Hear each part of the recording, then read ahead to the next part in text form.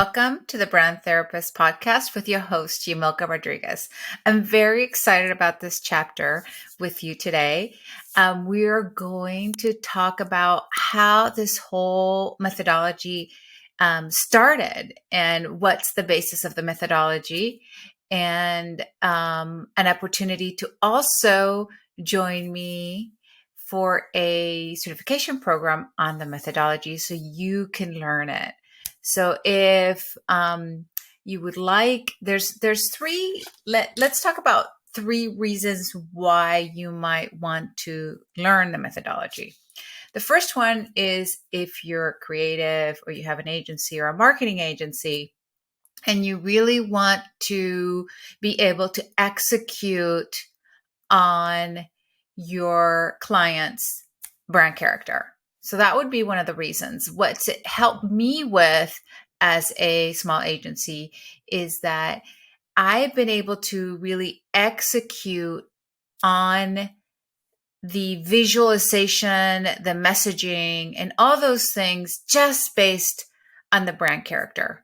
So it has been an incredible tool for me over the last 20 years. And so for me, it's essential. I do not do anything without this method. The other reason why you might want to join the certification is and let me be clear, the certification is actually a beta. So we're really testing it out. And so it's going to be super fun. And it's going to be at an incredible price. So anyway, the second reason why you may want to join is because you are a coach and you want to be able to coach your client more authentically around their who and who they are. Really understanding the Jungian principles and how all that kind of works together.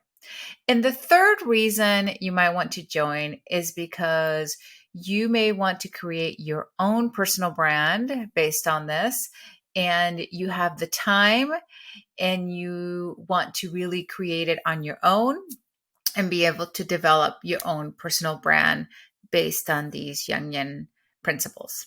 All right, so those are the three reasons. So let's get started. I have a little bit of a worksheet that we're going to go off of. So that's what I'm going to use today to talk about it. So how did this method begin? It all started with Carol Pearson and the book, The Hero and the Outlaw. I was working at Procter Gamble, one of the biggest branding companies in the world. And I had met an agency who I was working with, one of my best friends now. And she was playing with this concept of archetypes. And so we started using it on my projects. I had, super big budgets and we were working on a few different things. And I was able to test it out on billion-dollar brands. And it was amazing. At the time, we were just dabbling with it, playing with it. She had much more experience, but it was working and it was, pretty incredible. And so when I left Procter & Gamble, I was, wanted to use what I was using on products on people, because really it's much easier to use, archetypes on people, because they are about people, than on products. For products, we would use them, for example, to talk about, create an entire character around a product so it had a life, right? That's what you do when you work on products and brands. And so, but for people, it's for their personal brand. And for people, it's all about being consistent on your message and understanding your super fan to a T. So really, if you look a little bit further, Carol Pearson really took this entire archetype concept from Jungian principles, or what they call analytical psychology. So basically, Carl Jung, he developed this concept of analytical psychology, and it was really about um, understanding uh, people at a deep level. And so Jungian used that analytical psychology because he wanted to differentiate from Freud. Because Jung believed in the collective unconsciousness and Freud did not. And so that's how this entire kind of system was developed. And the other thing that I want to talk about, if you guys have heard of Myers-Briggs, Myers-Briggs actually used not analytical psychology, but a different persona types to develop their entire system. And so it's really interesting how Jung had really influenced a lot of these concepts and personality types. So the method and the framework is really gathered around what we call the collective unconscious. And I know a lot of you probably are like, what does that even mean? What are you talking about? So just to be very clear on what that is, because it took me a long time to understand the concept too, is that Jung actually believed that we came into this world with past lives, generational past. And so we didn't come in with a blank slate. We came in with a lot of other pieces to how we thought, how we behave, and how we do things. And so that was an interesting concept, back then. And it's still, I think, true to today. If we think about, traumas and different things that happen in our lives, they don't necessarily happen when we're born. Yes, some of them do, but some of them can be past lives and generational. And so that keeps kind of coming through. And that's why we have this bank of information of what we call the collective unconscious.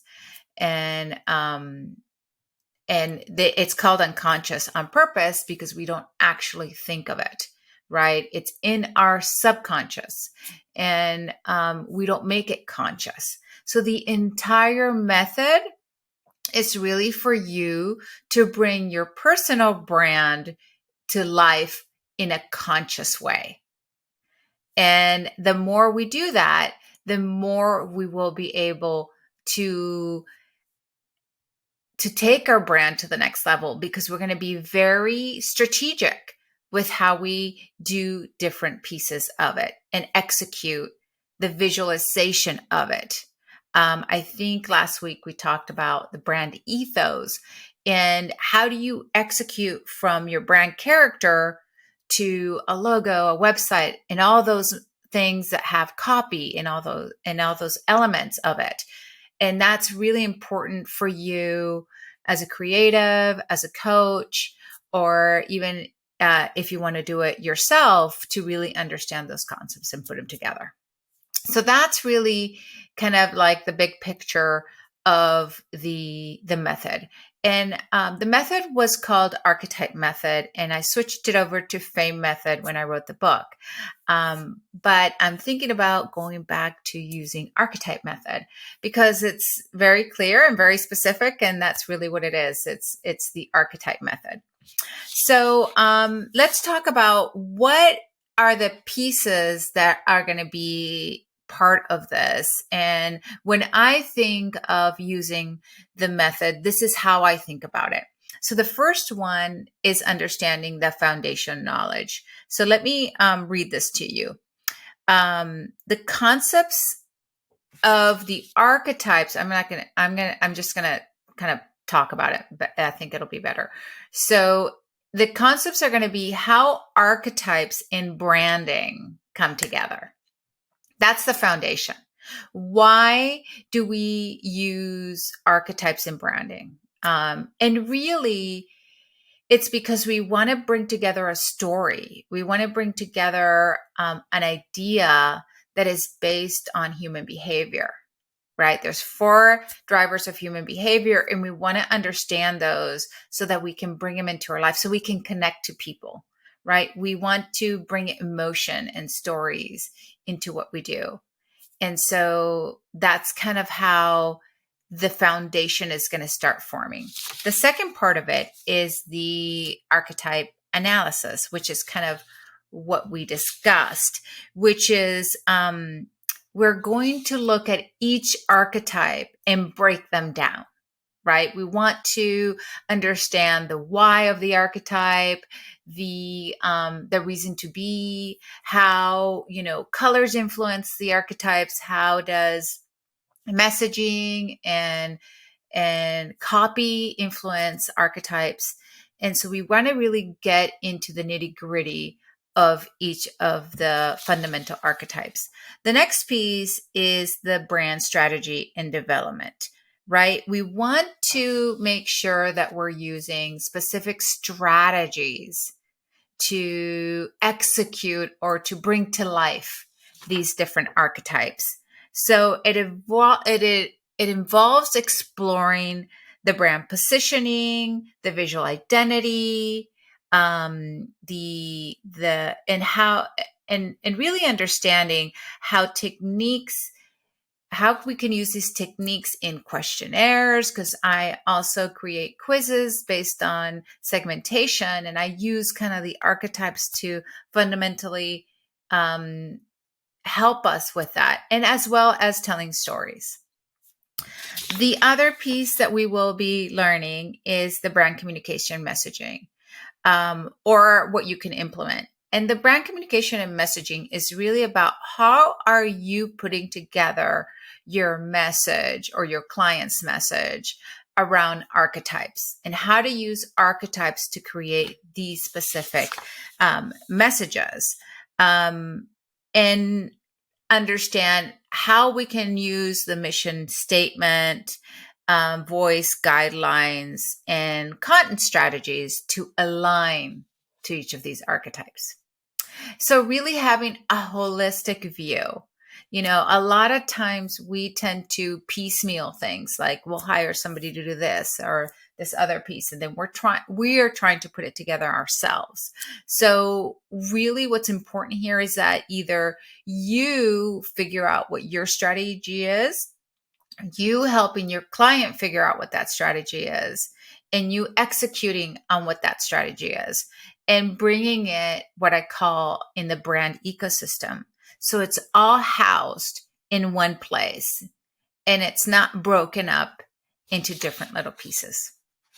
The other piece is talking about case studies, right? Case studies are important because it helps us confirm our hypotheses, right? For example, the hypothesis was, can we use archetypes for branding? And the answer is yes. I've done a lot of, looked at brands like Starbucks and Apple and Coca-Cola, and the understanding of how, I don't know if they did it consciously or unconsciously, but how that brand has developed a particular archetype.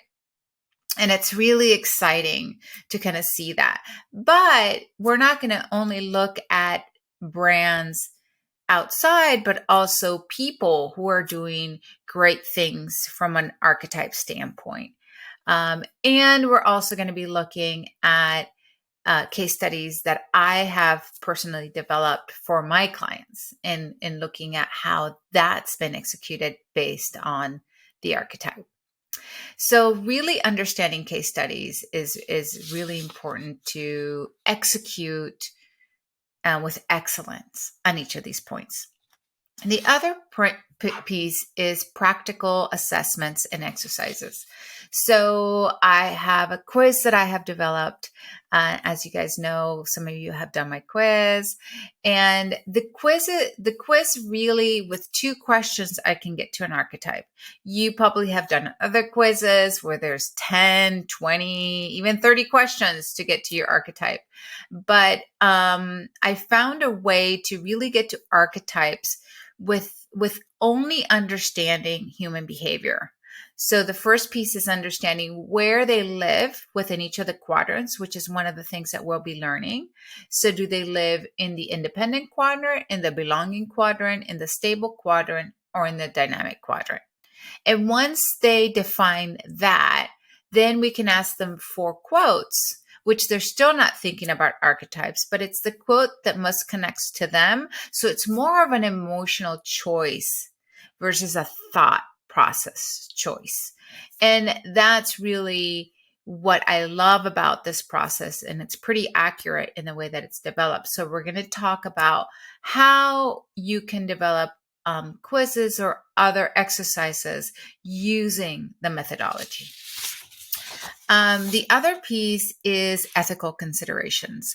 So we don't want to put somebody in a box, right? This is not what this whole methodology is about.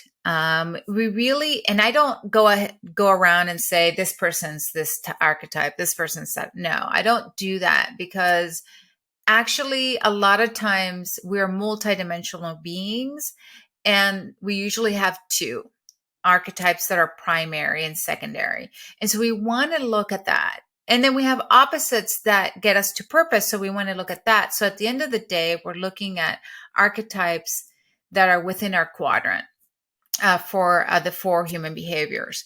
And so what's important is to let the person be multidimensional. Yes, they have things from a certain archetype and they have things from another, but it's not to box them in.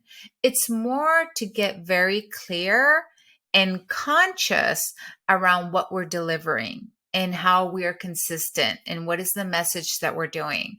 Because the more we show our true selves, the better and the better clients we're going to get and the better businesses that we're going to have. It just comes hand in hand. As you can see, I've actually followed a few people in business, and I've seen their brand grow. And the more that they tap into this themselves, the faster their brand grows.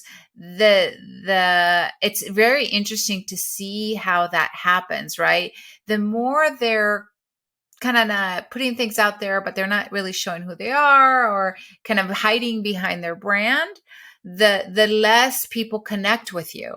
But the more open you are, the more you show yourself, the more people can connect to you. And that's really what you want as you're creating a personal brand.